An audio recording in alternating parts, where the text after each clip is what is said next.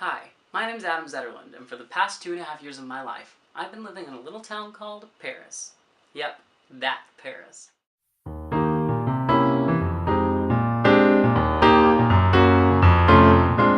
Ooh, Paris, I feel like... If you've never visited the City of Light before, what can I say?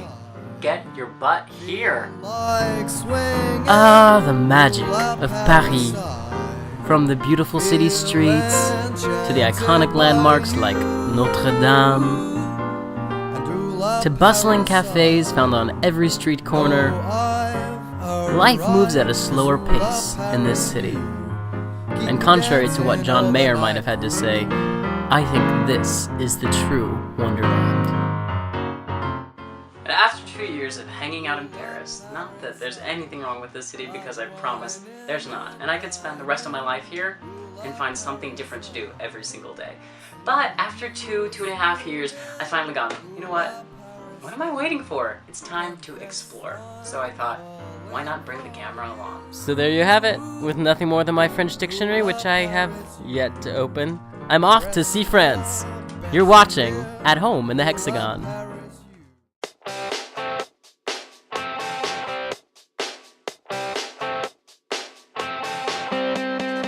Général de la presse française ce matin, le bouclier fiscal et les premières dissensions au sein même de la majorité. The Eiffel Tower. Adam, this needs to be your next book. It was correct. Seriously. It could be an inspirational story how a hillbilly from Iowa moved to Paris and became...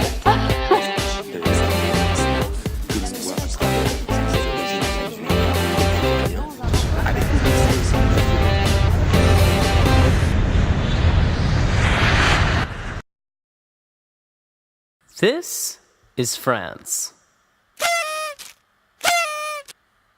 And I live here. Paris, the city of light. So, when it came time to take a trip, I looked around and finally settled on Lille, a city close to France's border with Belgium. Oh my goodness, I just booked my tickets to Lille, which is exciting and crazy, and oh my gosh, what am I doing? Exploring, of course. Been working on plotting out my itinerary. I just purchased my tickets online, and I'll be taking the train tomorrow morning right before 7 a.m., so it's going to be a nice and early start for me. And I have a whole bunch of other things, including museums, the Porte de Paris, which is an iconic landmark, the Bourse, which is the old stock exchange.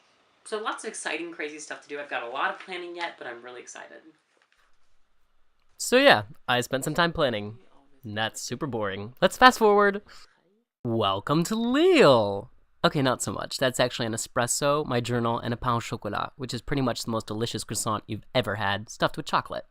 So apparently I forgot it's wintertime, so when I arrived in Lille, it was freezing, so I found a little cafe and started reading. And once I was done being a wimp, I finally hit the streets. I'm in Lille, which is incredible and crazy, and oh my gosh, and it's freezing, as you can probably tell by my rosy cheek. Anyway, I'm about to go and see the Palais des Beaux-Arts, so you should totally come along for the ride. Let's do it. Not too shabby, right? So this museum was one of the first built in France. Napoleon I had it built in 1809, and it's also the largest one in the country, outside of those in Paris. So I'm at the Palais des Beaux-Arts, and one big difference from Paris you'll already notice is, where are all of the tourists at?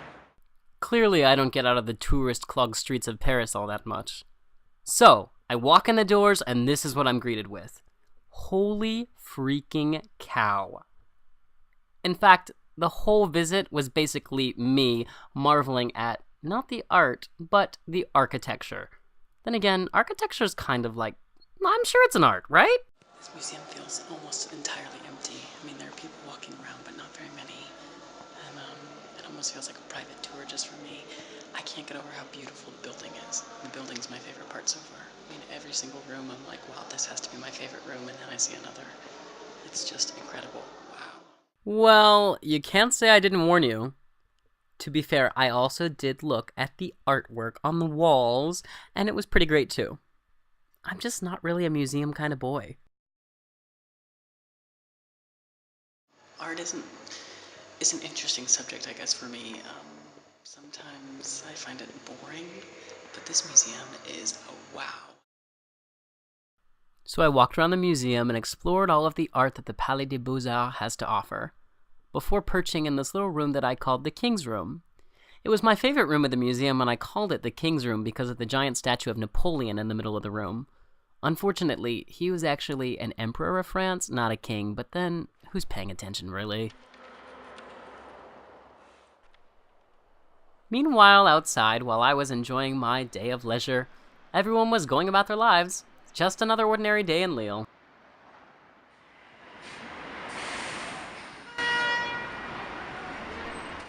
After my long morning at the museum, I headed over to an iconic landmark called the Porte de Paris.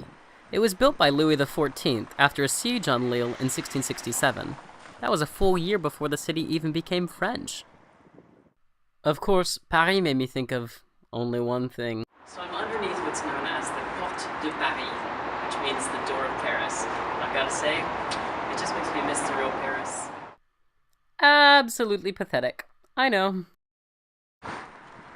Well, my heart might be in Paris, but I've still got an afternoon to spend in Lille, so I head to the city center, where I check out things like the local opera house, and look at the architecture, with its clear Flemish influences. How cool is that?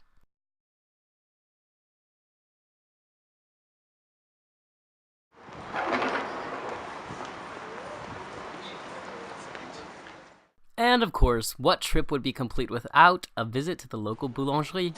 I'm kind of a chicken when it comes to filming, so here's some candid camera style footage.